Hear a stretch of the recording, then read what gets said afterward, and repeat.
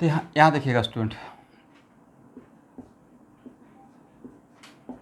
इसमें एक बार ऑब्जेक्टिव आया हुआ है कि what the physical significance of preparation of ammonia bye Haber process. एक क्वेश्चन ही बना लीजिए।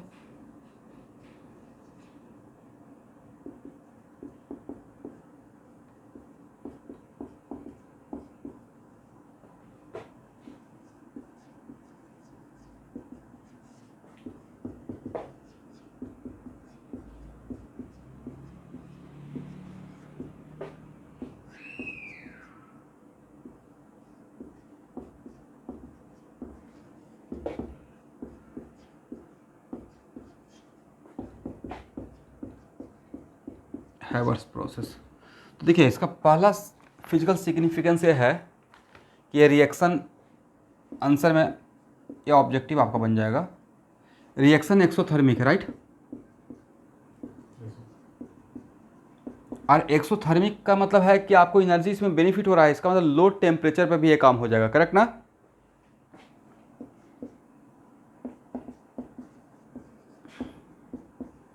रिक्वायर्ड लो टेम्परेचर, पहला तो बेनिफिट ये है। सेकंड, मतलब ओवरऑल रिएक्शन आपका एक्सोथर्मिक, मतलब एनर्जी का आपका बेनिफिट होने वाला है। सेकंड, यहाँ से यहाँ जा रहे हैं तो नंबर ऑफ गैसियस सब्सटेंस कम हो रहा है, ज़्यादा हो रहा है। 2 यूनिट, 2 मोल कम हो रहा है ना यहाँ से यहाँ जाने में, राइट। अगर इसका 4 मोल खर्च कंज्यूम हो रहा है तो 2 मोल बन रहा है। इसका मतलब कि high pressure, according to Le Chatelier principle, अगर प्रेशर को हाई, इसका मतलब इसके लिए लो प्रेशर का रिक्वायरमेंट है या high pressure. High pressure low volume, high pressure and high pressure and low volume is suitable for this. ये 2 पॉइंट हो सकता है कहीं पे आपको काम में आ जाएगा, लिख लीजिए।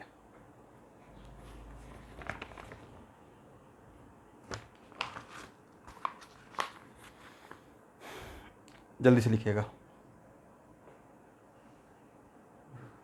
इट इज रिक्वायर्ड लोड, मतलब इसका मतलब हुआ लो टेम्परेचर पे ये काम हो जाएगा। ओवरऑल आपका एनर्जी का क्या, इंडोथर्मिक रहता तो आपको एनर्जी देना पड़ता, हाई टेम्परेचर, एक्सोथर्मिक है, लो टेम्परेचर पे भी ये काम हो सकता है, राइट। इसका मतलब एनर्जी वाइज यहाँ पे लॉस हो रहा है या बेनिफिट हो रहा है, इतना कॉम्प्लिकेटेड करके मत सोचिए, एनर्जी वाइज बेनिफिट हो रहा है, राइट।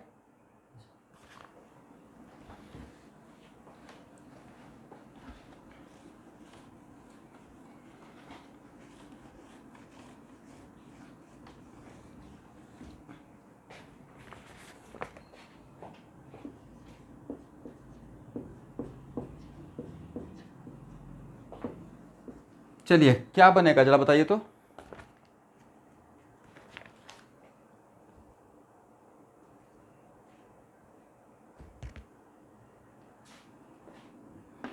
तो यहाँ पे एक जनरलाइज बात बताता हूँ, यहाँ देखिएगा,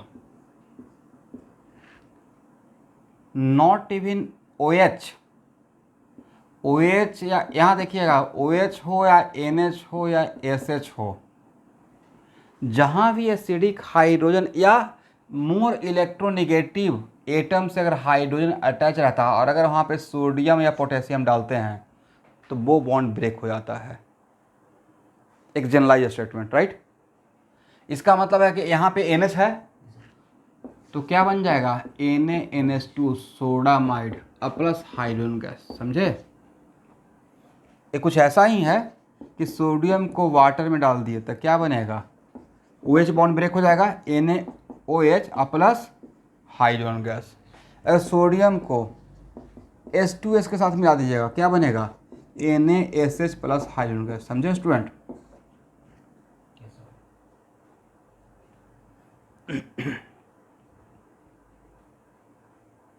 ठीक है ना।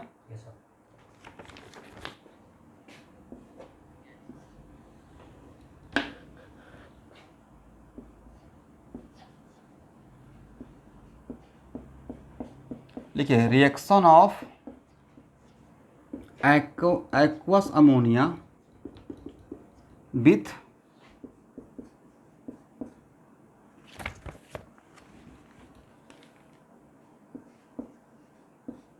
salt of less electropositive metal। Statement में क्या लिखा हुआ है? एक्वस अमोनिया ना, तो एक्वस अमोनिया अमोनिया के फॉर्म में रहेगा या NH4OH के फॉर्म में रहेगा? NH4OH के फॉर्म में रहेगा, समझे? Ammonia plus water, ammonia highly soluble water, लेकिन किस फॉर्म में चला जाता है? NH4OH, FeCl3 अब प्लस NH4OH। गेस कीजिए तो क्या होगा?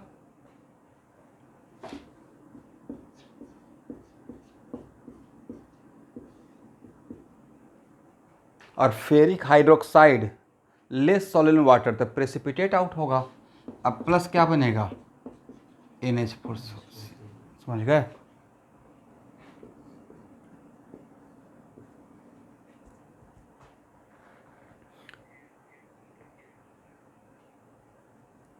डाउन एरो का मतलब प्रेसिपिटेट हो रहा है।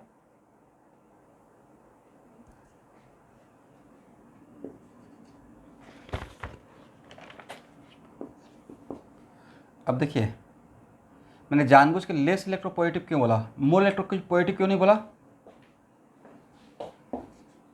NaCl अब प्लस NH4OH, तो एक्चुअल में यहाँ पे NaCl प्लस NH4OH, तो NaOH अब प्लस क्या सोचते हैं? NH4Cl, right? तो ये एक्चुअली सॉल्यूशन में ही रह गया, ठीक है? तो यहाँ पे जनरली रिएक्शन प्रोसीड कर रहा है, क्योंकि इन जनरल ये रिवर्स भी हो जाएगा, ये रिवर्स की तरफ चला जाएगा, ठीक है? दैट्स वाई यहाँ पे हम लोग इसके लिए काम नहीं करते हैं। वैसा जैसे आप इस सोडियम हाइड्रोक्साइड में भी देखिएगा, अगर OH माइनस प्रोवाइड कर रहे हैं, OH माइनस प्रोवाइड कर रहे हैं और लेस इलेक्ट्रोपोएटिव मेटल का सॉल्ट है, तो उसका हाइड्रोक्साइड बिकॉज लेस सॉल्युबल होता है तो प्रेसिपिटेट होता है।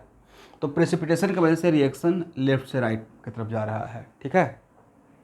AlCl3 अब प्लस NH, इसको छोड़ दीजिएगा, NH4OH क्या बनेगा?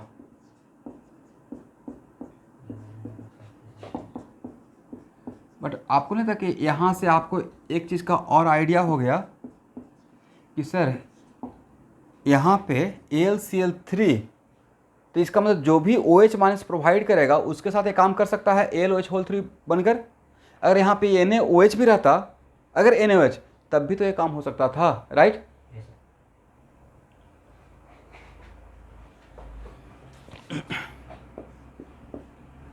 इसका वाइट कलर होता है, इसका ब्राउन। हालांकि यहाँ देखिए Cr3+ का कलर कैसा होता है? क्रोमियम 3+ का ग्रीन। क्रोमियम 3+ का कलर कैसा होगा? ग्रीन। CrCl3 अब प्लस NH4OH मतलब aqueous ammonia,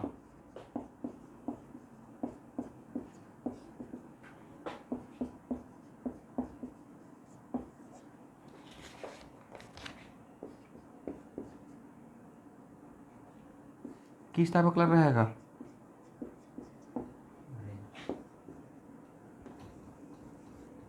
CuCl2 NH4OH, CuOH2 blue precipitate. हो गया ना?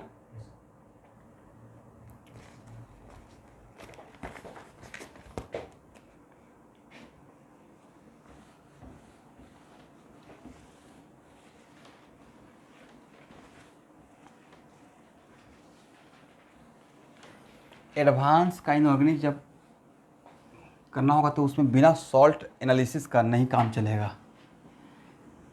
देखिए एक्चुअल में all these are the part of salt analysis, ठीक है, जो यहाँ पे दिखा रहे हैं। और वहाँ पे कैसे हम लोग केस स्टडी पढ़ते हैं, मतलब वर्ड प्रॉब्लम ऑर्गेनिक केमिस्ट्री का, वैसे ही उसमें वर्ड प्रॉब्लम चलता है, मतलब उस पर प्रैक्टिस कीजिएगा तब जाकर हो पाएगा। लेकिन बहुत ज़्यादा ऐसा नहीं कि ऑर्गेनिक वाला पार्ट नहीं रहेगा तो आपसे नहीं होगा, बिल्कुल भी ऐसा नहीं है। एक मिनट मैं बता रहा हूँ। तो एक्चुअल में जितना बोर्ड पे ले लिया जाएगा तो उसमें इनऑर्गेनिक वाला, प्योर इनऑर्गेनिक का सेक्शन, प्योर कोऑर्डिनेशन कंपाउंड तो बहुत इंटरेस्टिंग हो, तो समझ में आ जाएगा आपको, वो फिजिकल केमिस्ट्री, वो केमिकल बॉन्डिंग के जैसा है। बट प्योर इनऑर्गेनिक से जो क्वेश्चन रहेगा तो ऑब्जेक्टिव लग जाता है, इसलिए आप इस बात से मत घबराइए। ऐसा लगता है कि नहीं बनता है, बट नाइट्रोजन फैमिली, मतलब पूरा पी ब्लॉक, नाइट्रोजन फैमिली और फास्फोरस पूरा पढ़ाने के बाद उसका ऑब्जेक्टिव का सीट आपको क्लास में देकर यहाँ पे ही हम लोग बोर्ड पे डिस्कस कर लेंगे, क्योंकि ऐसे भी बोर्ड के पॉइंट ऑफ व्यू से डिस्कस करना है। और उसी टाइम पे मैं क्वेश्चन बैंक का भी क्वेश्चन आपको दिखा दूंगा कि देखिए यहाँ पे ऐसे पूछा हुआ है, ठीक है। बट इसमें दिक्कत ये है कि बहुत इंटरेस्टिंग नहीं है, तो बच्चे को हिम्मत थोड़ा कम हो जाता है। बट इसमें पेशेंस रख कर पढ़ लीजिए बस। मतलब आपको ये रट्टा मारना है कि CuCl2 प्लस NH4OH COH2 का एक ब्लू सोल्यूशन बनेगा।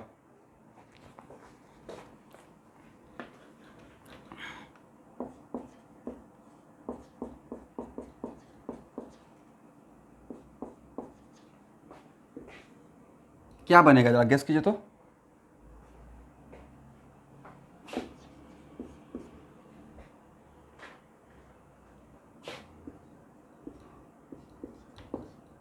यस, CuNH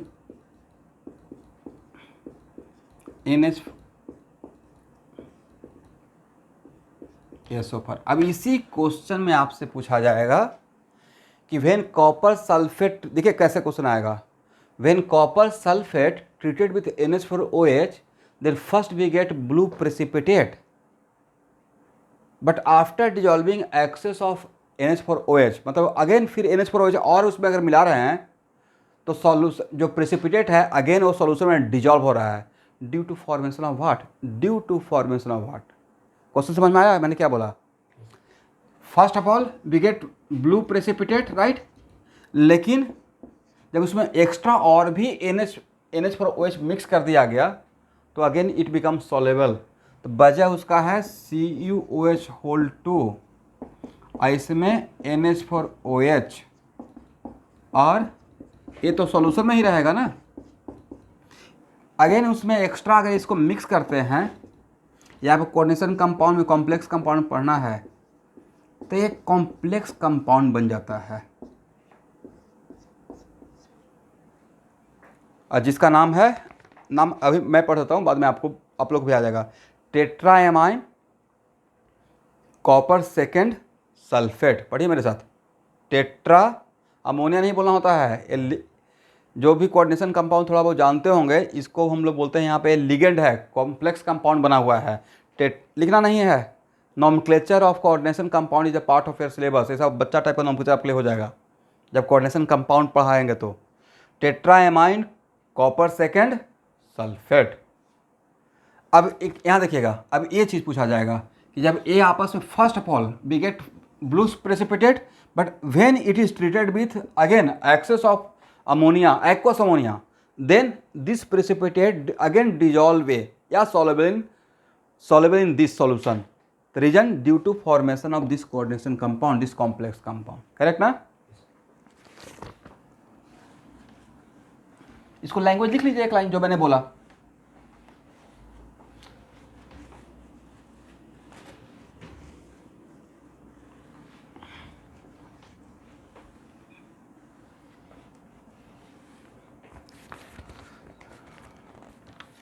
हाँ, अगेन ये सॉल्युबल होता है, क्योंकि कॉम्प्लेक्स कंपाउंड का जो कॉम्प्लेक्स सॉल्ट होता है वो मोस्टली सॉल्युबल इन वाटर रहता है, मोस्टली सॉल्युबल इन वाटर, ठीक है। कलर भी चेंज हो सकता है सर, ऐसा क्यों? Cu2 प्लस का एक्वस, Cu2 प्लस, तो Cu2 प्लस एक्वस तो ब्लू कलर का होता है, तो ब्लू ही रहना चाहिए, राइट। तो मेरा आंसर ये है कि after formation of complex compound Cu2+, अब Cu2+ नहीं रहता, वो अपना आइडेंटिटी लॉस कर जाता है, ठीक है। अब ये सब मिलकर एक अलग चीज रहेगा, ठीक है।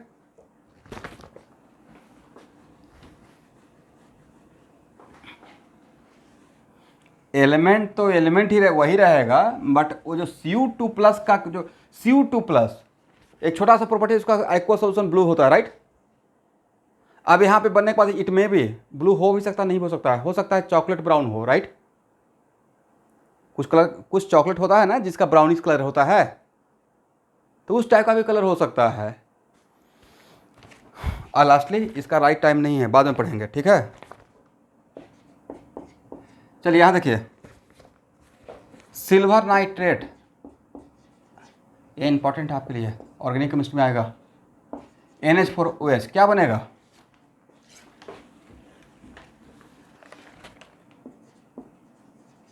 AgOH अब प्लस NH4, यस।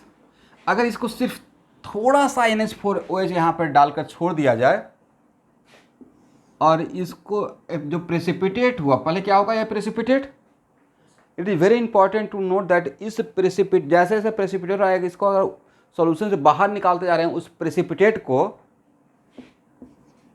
तो सर ये प्रेसिपिटेट को बाहर निकाल कर अगर ड्राई किया जाए, तो भाई बाहर निकाल कर ड्राई कीजिएगा तो इसमें डिकम्पोज हो जाएगा, समझे स्टूडेंट। वजह, लेस इलेक्ट्रोपोएटिव मेटल का हाइड्रोक्साइड थर्मली ज़्यादा स्टेबल नहीं होता है, और वेरी स्ट्रांगली हीट कर दीजिएगा तब तो बिल्कुल मेटालिक सिल्वर में आ जाएगा, राइट। पहला बात ये लिखिए तो यहाँ पे जो मैंने ऐसे लिखा है, बट इस चीज़ के लिए मैंने रिएक्शन नहीं पढ़ाया जनरली, ये मेरे यहाँ पे बहुत खास मतलब नहीं रख रहा था, इसको मैं हटाऊंगा, हो गया।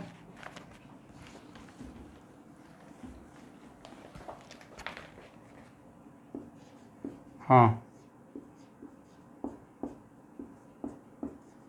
मेरे लिए इम्पोर्टेंट ये था।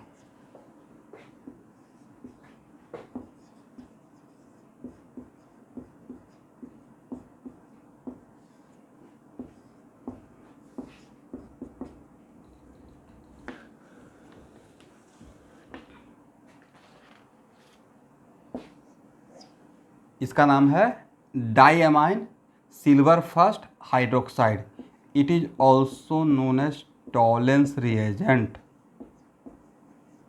ये also known as, organic chemistry में ये रिएजेंट यूज होता है, ठीक है। ये बहुत जगह यूज होता है, आपके सिलेबस में का पार्ट है। टॉलेंस रिएजेंट यूज करते हैं सिल्वर मिरर टेस्ट के लिए, अल्डिहाइड का, या अल्काइन में भी यूज होता है। तो टॉलेंस रिएजेंट कैसे बना जरा देखिए तो, सिल्वर नाइट्रेट अब प्लस एक्वस अमोनिया, NH4OH नहीं, इसको एक्वस अमोनिया पढ़ सकते हैं, AgOH अगेन NH4OH के साथ वो रिएक्ट करके क्या बन गया, कॉम्प्लेक्स कंपाउंड, ठीक है। इसका नाम क्या है, डाईएमाइन सिल्वर फर्स्ट हाइड्रोक्साइड, ठीक है एवरीवन।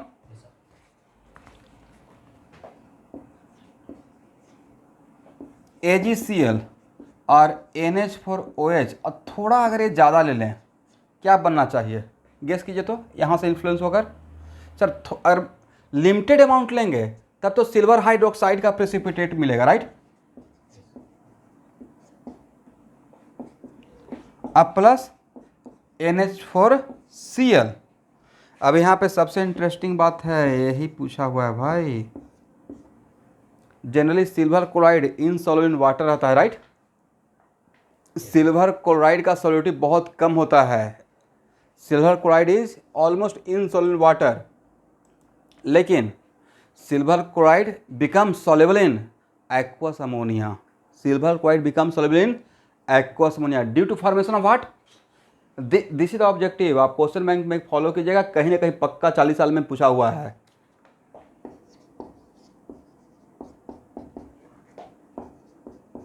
तो इनऑर्गेनिक वाला क्लास में होगा कुछ नहीं, बोर्ड पे ही हम लोग इतना बात कर लेंगे कि जो ऑब्जेक्टिव का ऑप्शन आएगा ना वो आपको क्लिक कर जाएगा, समझे स्टूडेंट। इधर थोड़ा सा 1 घंटा बोर हो जाइए वो बेटर है, क्वेश्चन मार्क्स तो आ जाएगा।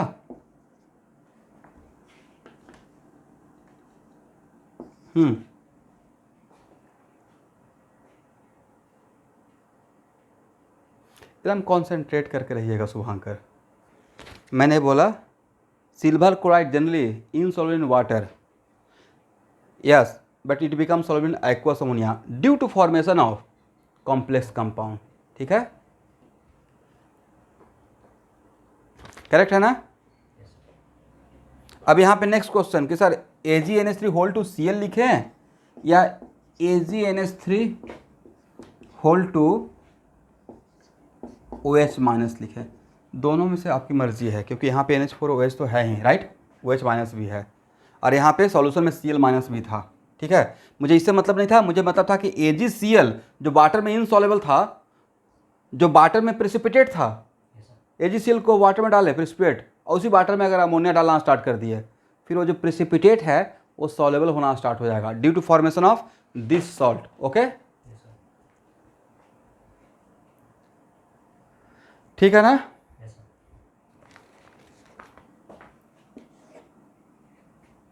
हाँ लिख लीजिए सिल्वर क्लोराइड। अच्छा, रिएक्शन में क्या लिखे हैं, AgCl प्लस NH4OH, यहाँ पे है AgOH अब प्लस NH4Cl जनरल ट्रेंड, और AgOH silver hydroxide plus NH4OH against becomes complex compound AgNH3 whole two AgNH3 whole two Cl। थोड़ा बड़ा लेटर लिखता हूँ, ठीक है स्टूडेंट। यहाँ पे Cl की जगह पे OH लगा दिए हैं।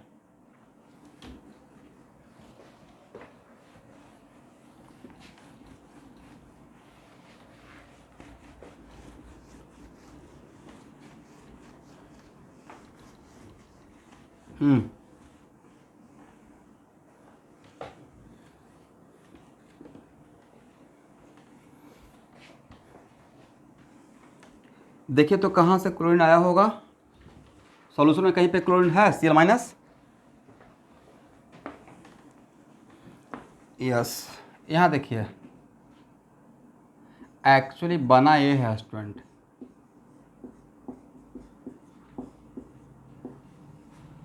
सॉल्यूशन में रहेगा एक, करेक्ट, और सॉल्यूशन में OH माइनस भी है, यहाँ देखिए, और Cl माइनस भी है। OH माइनस से भी बैलेंस कर सकते हैं, Cl माइनस से भी बैलेंस कर सकते हैं, करेक्ट ना। दैट्स वाई मैंने लिख दिया था।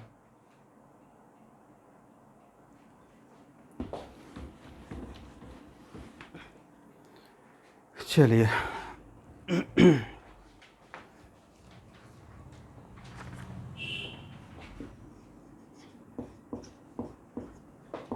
यहाँ देखिए, मैं सिर्फ लैंग्वेज बोल रहा हूँ, लिखना नहीं लैंग्वेज, आप लोग उसके अकॉर्डिंग बढ़िए।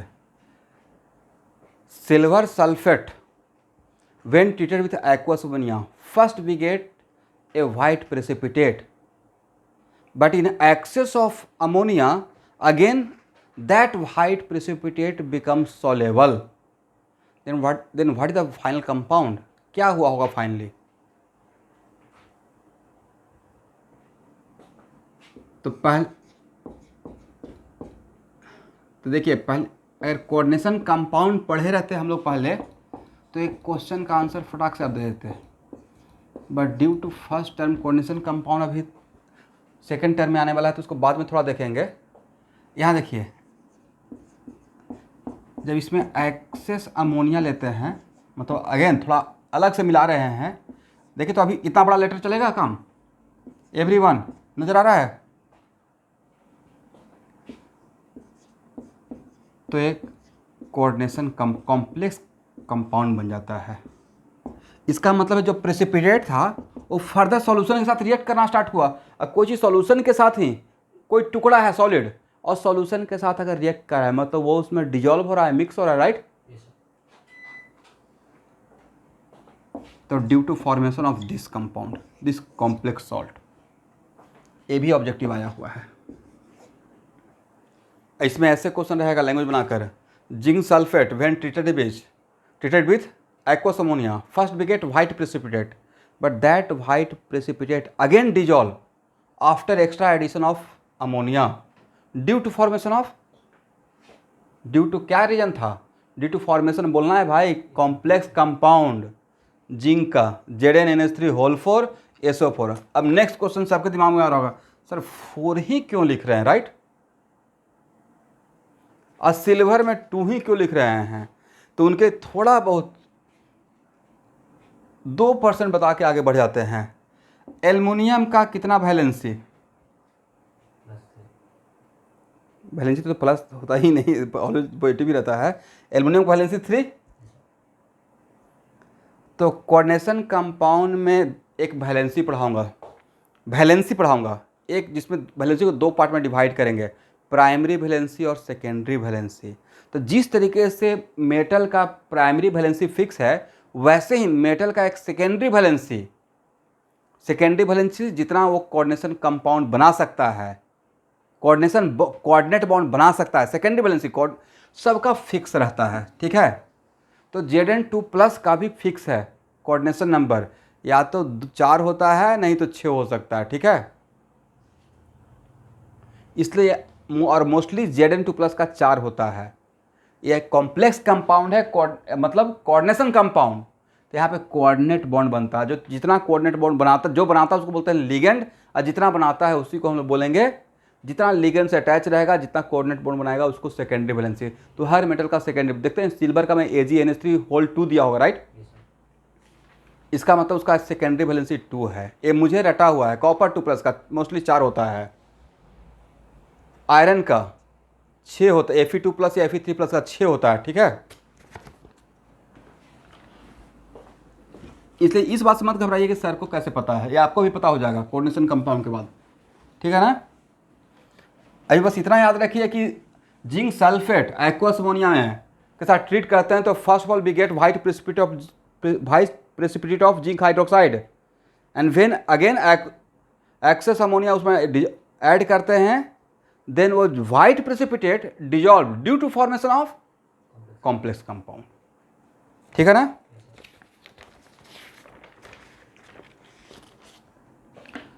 चलिए, NiCl2 plus NH4OH, same situation, NiOH whole 2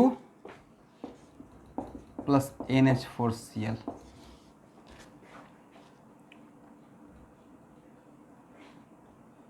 यहाँ पे ही कर लेते हैं।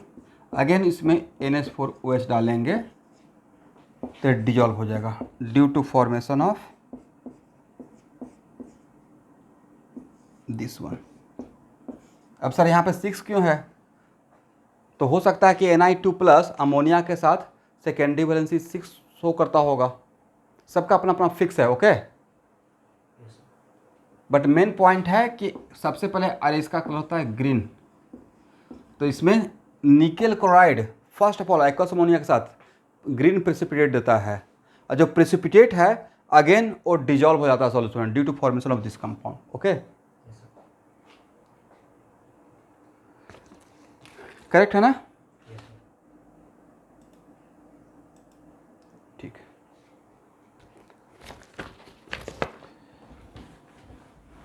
अभी जो लिख रहे हैं उसको भाई नहीं भी समझ में आएगा तो रट्टा मार लीजिएगा, बहुत इंपॉर्टेंट है, 2-3 बार पूछा हुआ है।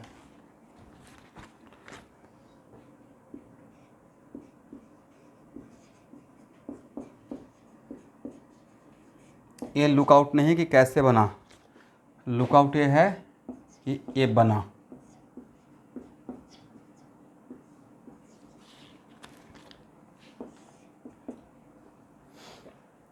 When mercury chloride treated with aqueous ammonia, we get white precipitate. किसका? Ag, इसको ऐसे लिखा रहेगा NH2AgCl, करेक्ट? तो इसका स्ट्रक्चर इज दिस वन, ठीक है? ये इंपॉर्टेंट है, मतलब इसमें रटना ही इंपॉर्टेंट है।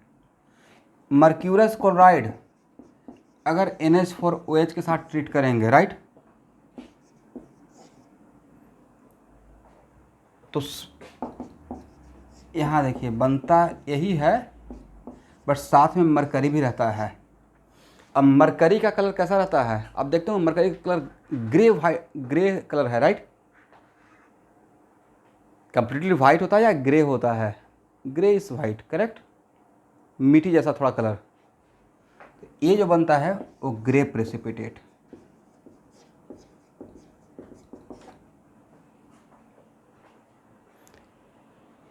मुझे पता है कि याद नहीं रहेगा, 2-3 बार पढ़ना पड़ेगा भाई इसको।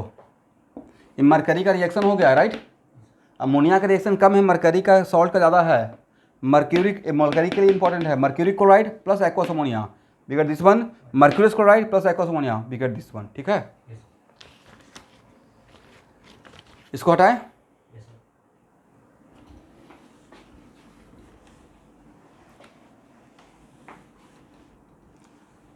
कोई बात नहीं, लिखिए ना मरकरी प्लस HgNH2Cl।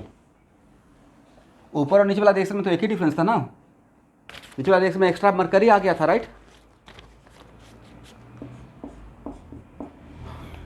यहाँ देखिए,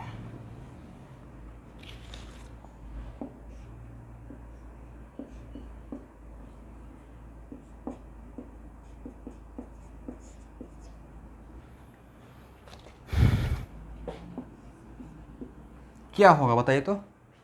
sir this is example of salt plus salt का reaction, right. Salt plus salt का रिएक्शन है।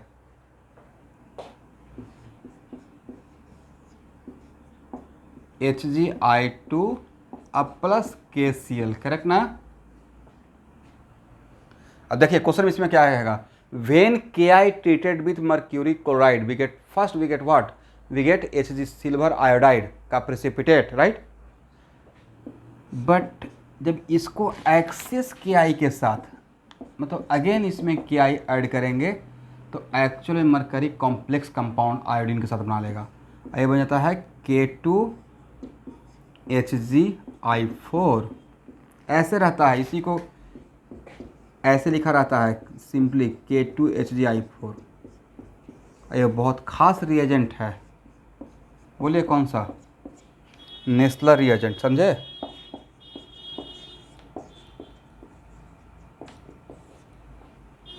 तो सर ये तो अमोनिया का बात कर रहे थे, यहाँ पे कैसे आ गया, राइट।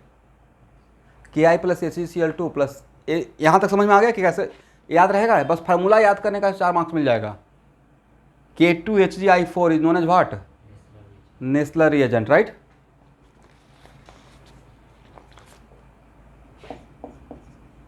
ये IIT में आया हुआ है, जो भी मैं रिएक्शन लिख रहा हूँ। K2HgI4 क्यों हो रहा है, कैसे हो रहा है, उसको छोड़ दीजिए, प्लीज़ इसको रट जाइएगा। NH4OH, अब थोड़ा सा वहाँ पे और बेसिक बनाते हैं by extra addition of OH minus. एक खास कंपाउंड बनता है,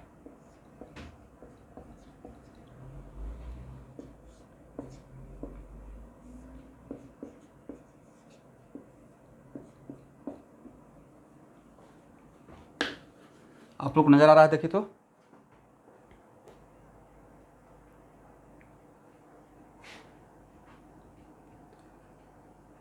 स्ट्रक्चर ड्रॉ कर लीजिए।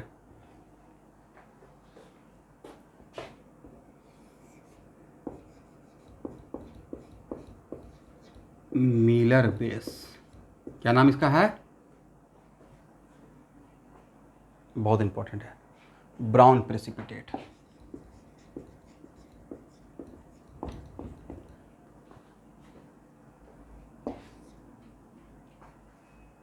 पूछा जाएगा when Nessler's reagent treated with aqueous ammonia and in basic media, मतलब with few amount of KOH।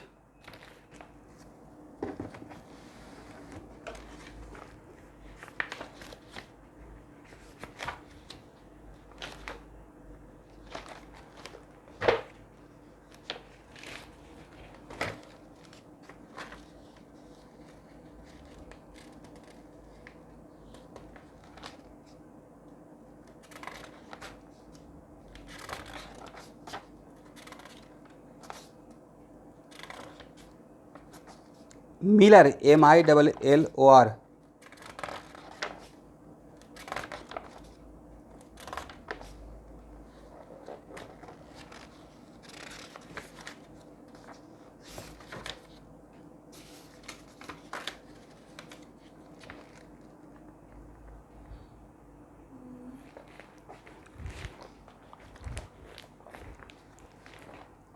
देखिए एक कॉपी तो कम से कम 2004 और 5 में लिखा गया होगा।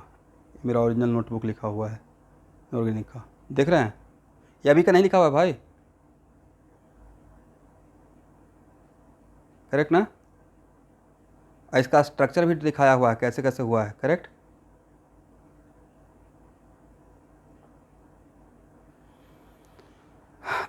तो अभी यहाँ पे आपको रटवाए, लेकिन एक्चुअल में आगे यहाँ ध्यान से देखिएगा, जब मरकरी पढ़ाना स्टार्ट करेंगे तो इसका रिएक्शन का थोड़ा मॉर्फोलॉजी ड्रॉ करेंगे कि कैसे मिलर बेस बना हुआ है,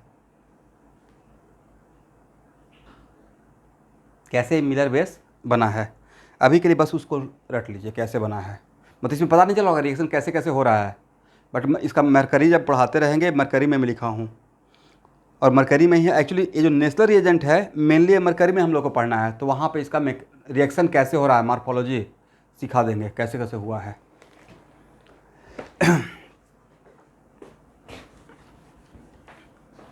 इनऑर्गेनिक में कोई भी कंपाउंड, कोई भी रिएक्शन 2-3 बार तो रिपीट हो जाएगा, तो एक बार में आप बोर्ड पे मेरे साथ पढ़ने से फ़ायदा ये होगा कि कम से कम तो एक ही बात को 2-3 बार सुनिएगा तो ऑटोमेटिक यूज टू हो जाएगा कि यहाँ पे ऐसे हुआ है, राइट? जैसे आप लोग यूज टू हो गए नाइट्रोलिन, राइट? याद है क्या है nitrolim? It is a very good fertilizer for what? Formation of urea, right?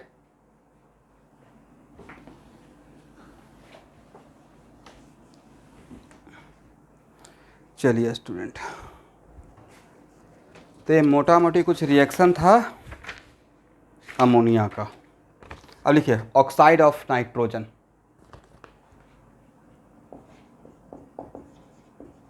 Oxide of nitrogen.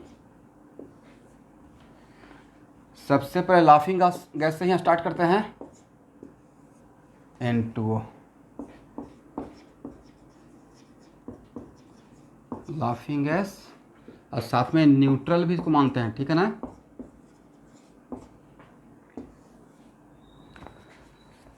Okay student, preparation sir एक तो बहुत आसान प्रिपरेशन आप पढ़ाए थे जनरल इनऑर्गेनिक केमिस्ट्री क्लास में, याद है? अमोनियम नाइट्रेट और अमोनियम नाइट्राइट के लिए एक ट्रिक दिए थे, ये दोबारा आ गया। अब यहाँ पे जैसे ही इसको हीट कर रहे होंगे तो मेरा ट्रिक याद आ गया होगा, फर्स्ट मेक इट वाटर, और अगर ऑक्सीजन बचेगा तो नाइट्रोजन को दे दीजिए। तो ये इसका वन ऑफ द प्रिपरेशन है, करेक्ट है एवरीवन?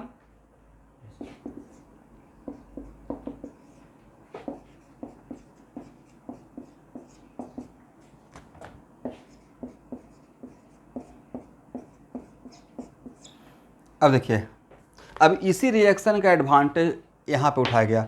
सोडियम नाइट्रेट से अमोनियम नाइट्रेट बनाना है तो इसके लिए यहाँ देखिएगा, sodium nitrate plus ammonium sulphate क्या बनेगा?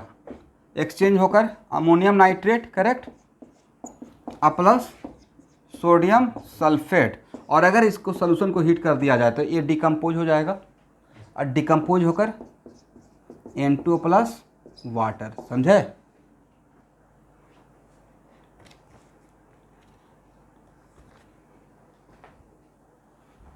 इसको हटाएं।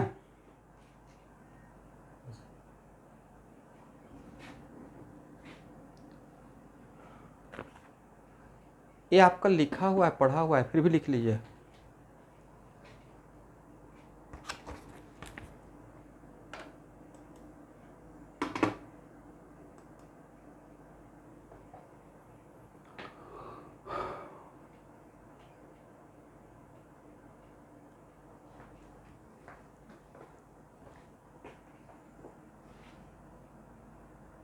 हो गया?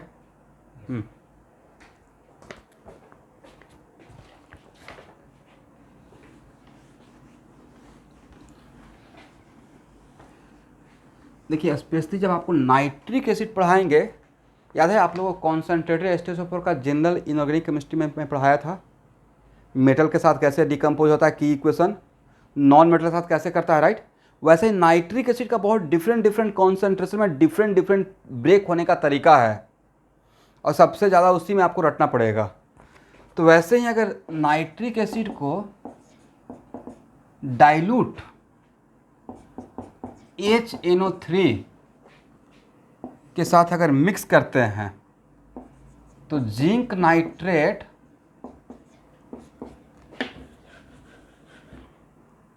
अब प्लस N2O और प्लस H2O बनता है। अब थोड़ा सा मैं आपको डेमो दे देता हूँ। यहाँ देखिए एवरीवन, मतलब zinc nitrate when treated with dilute HNO3। आपको पता है नाइट्रिक एसिड सिर्फ 2 मेटल के साथ ही एसिड का जैसा कैरेक्टर शो करता है। नाइट्रिक एसिड सिर्फ 2 मैग्नीशियम और मैग्नीज एसिड के जैसा कैरेक्टर शो करने का मतलब generally dilute acid when treated with electropositive metal, और अगर इसका इलेक्ट्रोपोएटिव कैरेक्टर हाइड्रोजन से ऊपर है, राइट, तो वो हाइड्रोजन गैस रिलीज करता है। करेक्ट ना एवरीवन?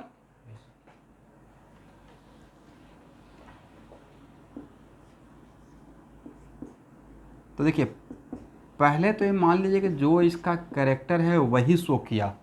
इसका मैं थोड़ा डेमो देता हूँ, बट नाइट्रिक एसिड अलग से पढ़ेंगे ही।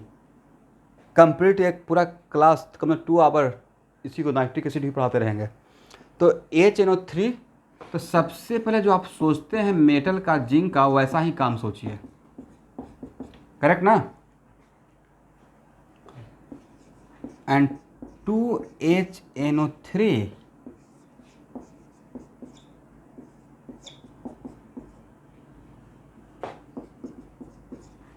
देखिए तो बैलेंस है, बैलेंस है, राइट। N2O5 2HNO3 को as oxidizing agent nitric acid का पहला की इक्वेशन है 2HNO3 converted to N2O5 plus water. Correct. अब N2O5 यहां देख लीजिएगा भाई, N2O5 अलग अलग तरीके से ब्रेक होता है and all depends on metal and concentration of nitric acid. N2O5 NO2 में भी ब्रेक हो सकता है, N2O5 NO भी बन सकता है, N2O5 N2O भी बन सकता है, N2O5 N2O3 भी बन सकता है, N2O5 N2 में भी ब्रेक हो सकता है। इतना सिचुएशन है। तो सर इतना कौन रटेगा? तो एक टेबल है, रट लीजिए, मोटा मोटी याद रहता है, ठीक है। तो यहाँ पे जैसा जैसे यहाँ पे zinc plus dilute HNO3, but ये भी बोलना गलत है, it depends on percentage of concentration of HNO3। But अभी के लिए बिकॉज HNO3 हम लोग नहीं पढ़ रहे हैं HNO3, तो अभी के लिए मान लीजिए जैसे N2O बना रहे हैं, तो N2O भी एक ऑप्शन रहता है इसमें बनने का, N2O5 ब्रेक होने के बाद। इसलिए हम लोग मतलब इसके अकॉर्डिंग आपको समझा रहा हूँ कि N2O5 N2O में भी ब्रेक हो सकता है। तो ब्रेक होगा तो क्या होगा? N2O कितना ऑक्सीजन आउट हुआ? एक नहीं 4, राइट। 4 नेसेंट ऑक्सीजन ना, करेक्ट। और ए नेसेंट ऑक्सीजन यहाँ से हाइड्रोजन को लेगा, राइट। आपको नहीं लगा कुछ एक कॉन्सेंट्रेटेड H2SO4 के जैसा ही हो रहा है, बिकम्स व्हाट? H2O। बट आपके पास ऑक्सीजन कितना है? 4 ना। तो यहाँ पे हाइड्रोजन कितना चाहिए? 8। इसमें कितना से मल्टीप्लाई करेंगे? अब बैलेंस कर लेते हैं, this is called partial balancing.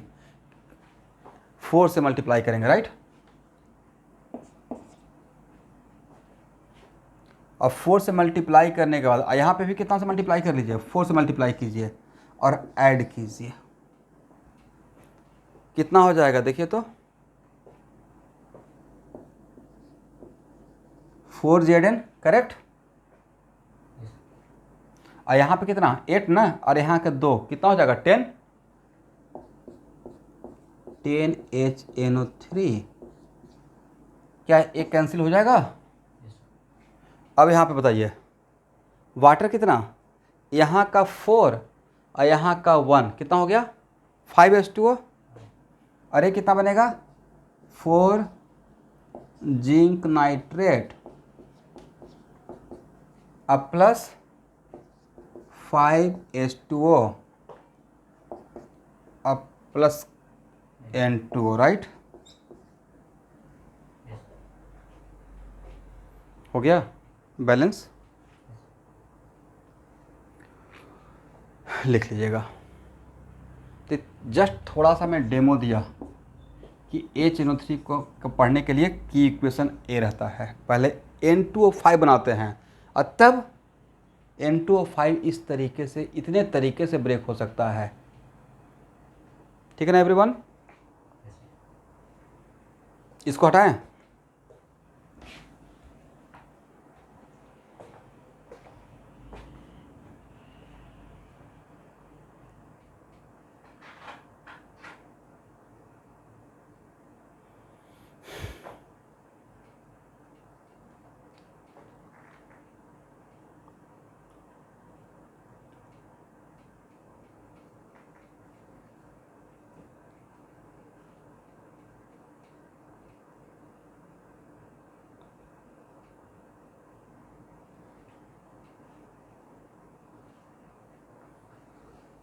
देखिए, कॉम्पिटिटिव एग्ज़ाम निकालने के लिए सबसे बड़ा चीज़ है कि सिर्फ वही चीज़ मत पढ़ते रहिए जो इंटरेस्टिंग है, क्योंकि मैंने अपना नोटबुक दिखाया ऑर्गेनिक मैं कितना प्यार से पढ़ा हूँ, और आप देखेंगे उसमें अंडरलाइन किया हुआ, ये तो जीरोक्स है ना।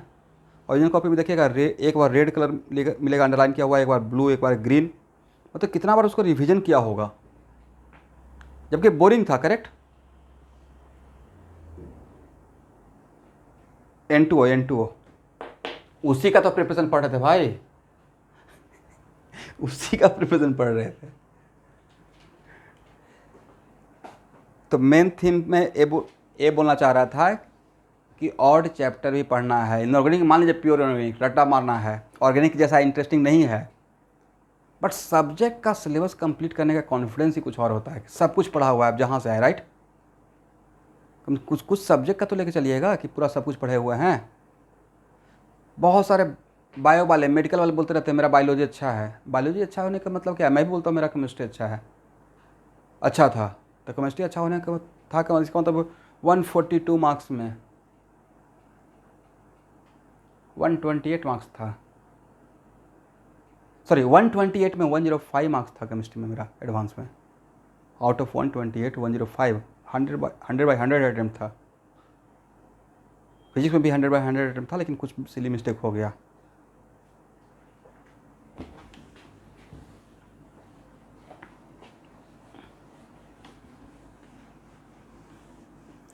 मैथ में 55 मार्क्स था, कट ऑफ था 10 मार्क्स, और जिनका 1288 रैंक आया था उसका था 44 मार्क्स मैथ में। इस बात से मैं ज़्यादा खुश होते रहता था कि मुझसे जिसका अच्छा रैंक था उससे ज़्यादा मैथ में मैं लाया था। प्लानिंग का पार्ट था अपना।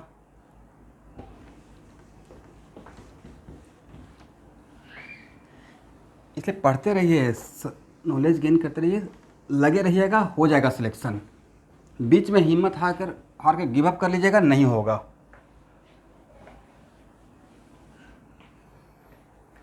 और सब कुछ पढ़ते रहना है, राइट? चलिए, ओके। और इनऑर्गेनिक के लिए थोड़ा टाइम मिलाकर NCERT भी देखते रहिएगा। हालांकि उसमें रिएक्शन कुछ होता ज़्यादा नहीं है, लेकिन फिर भी फेयरली सॉल्युबल इन वाटर, मतलब बहुत कम soluble in water, right?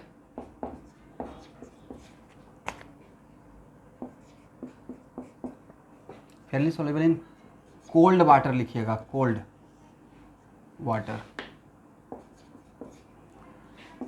Not soluble in hot water.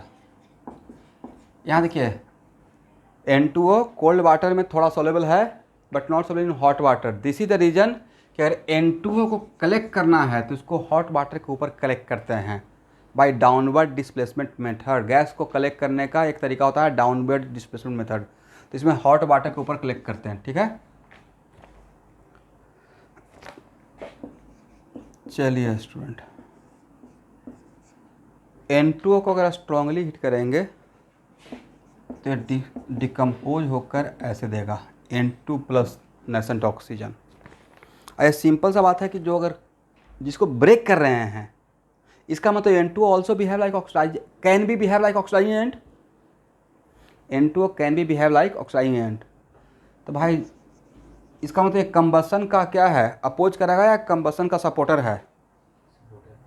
जब नेसेंट ऑक्सीजन अगर आफ्टर हीटिंग नेसेंट ऑक्सीजन दे रहा है तो मैग्नीशियम प्लस N2O हीट करेंगे, दिमाग दौड़ाइए क्या बनेगा, की पॉइंट यहाँ पे बता दिए सर। मैग्नीशियम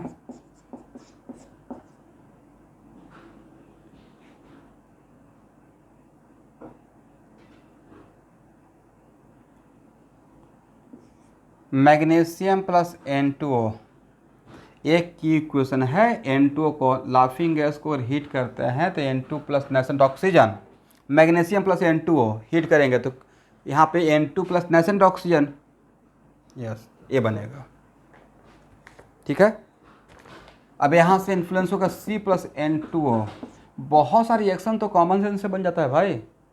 क्या होना चाहिए बताइए तो sir, CO2 plus N2 right,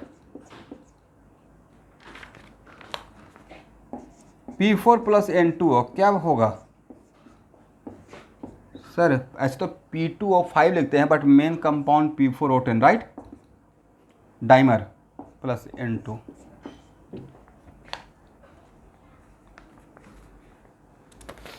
ठीक है ना, Cu प्लस N2O क्या होना चाहिए sir, copper oxide plus N2 right. ये नाइट्रोजन का प्रिपरेशन भी एक बन गया, इसको हटाएं।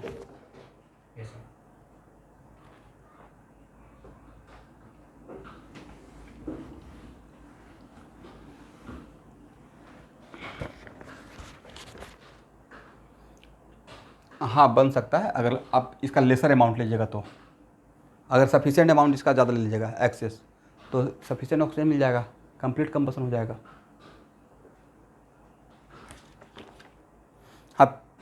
हाँ yes sir, white phosphorus plus oxygen क्या बनेगा, phosphorus plus oxygen sir P2O5 भी बन सकता है और डाइमर होकर P4O10 भी बन सकता है राइट।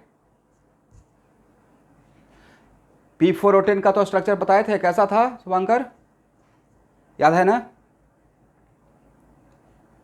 ओके, KMNO4 इसका आंसर कोई नहीं देंगे एक्सेप्ट शुभंकर।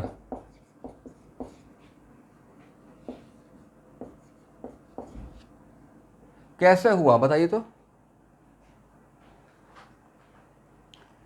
N2O से NO में जाना रिडक्शन या ऑक्सीडेशन,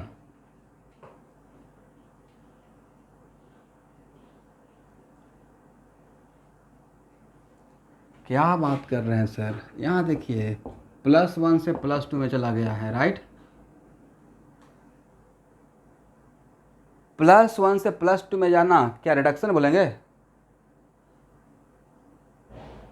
आई तो देख भी रहे थे ऑक्सीडाइजिंग एजेंट राइट। और KMNO4 इन एसिडिक मीडियम में +7 से +2 में जाता है राइट। बाकी तो हम लोग लिख लेंगे, क्या MnSO4 बोलिए, हाँ सर बोलने के बाद रिएक्शन तो बोलना है। क्या पार्शियल बैलेंसिंग से बैलेंस कर लेंगे, चलिए तो इसी बात पे N2O का स्ट्रक्चर बताइए, what the structure of N2O।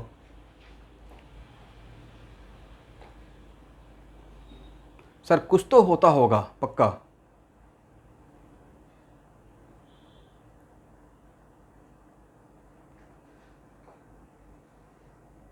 बोलो भाई तुम भी बोल सकते हो। क्या क्या, एक मिनट अब रात में क्लास ख़त्म करते करते आप माहौल लाइट कर दिए। चलिए टेट्राहेड्रल कैसे होगा,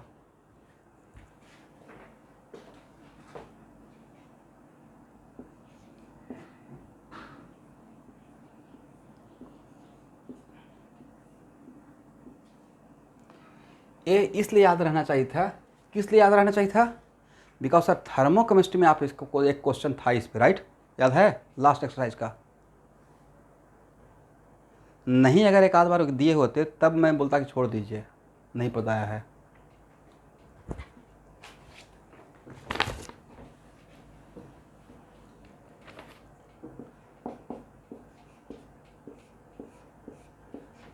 सिर्फ पढ़ना नहीं है भाई, आगे मत बढ़ते रहिए, पीछे पलट कर भी देखना है जो पढ़ लिए हैं उसको। करेक्ट।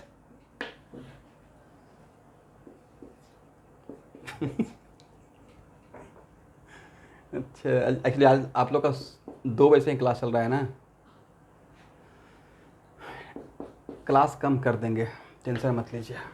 अभी फर्स्ट टर्म वाला जो करिकुलम बहुत ख़राब हुआ है भाई। ऑफलाइन एग्ज़ाम आराम से मार्च में होता था, राइट, बोर्ड दे रहे हैं, माहौल बना रहता, कितना टेंशन फ्री, इतना आराम का लाइफ रहता था, हंसते खेलते पूरा ख़त्म कर लेते थे सिलेबस 20 जनवरी होते होते। नहीं, कोई भागम भाग था ही नहीं।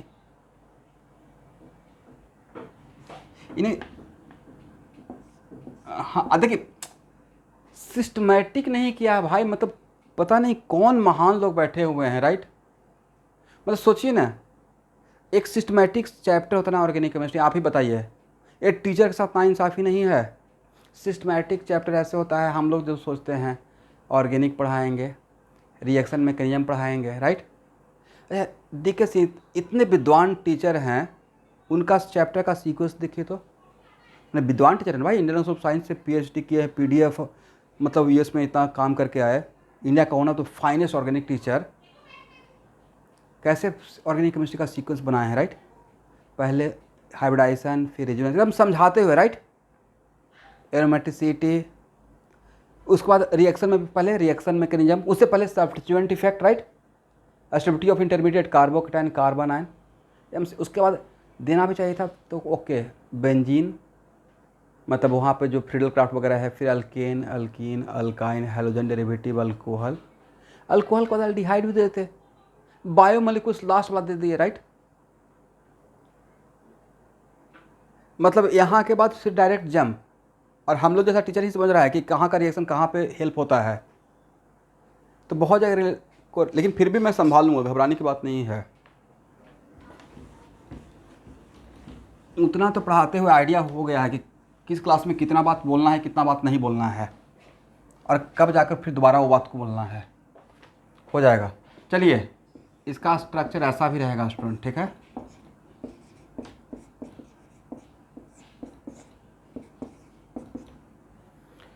This is the structure of N2O।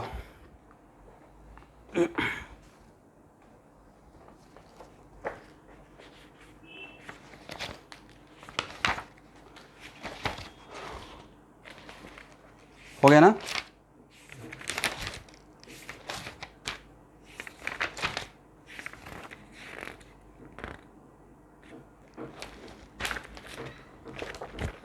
आज रहने दीजिए, अब इतना ही क्लास,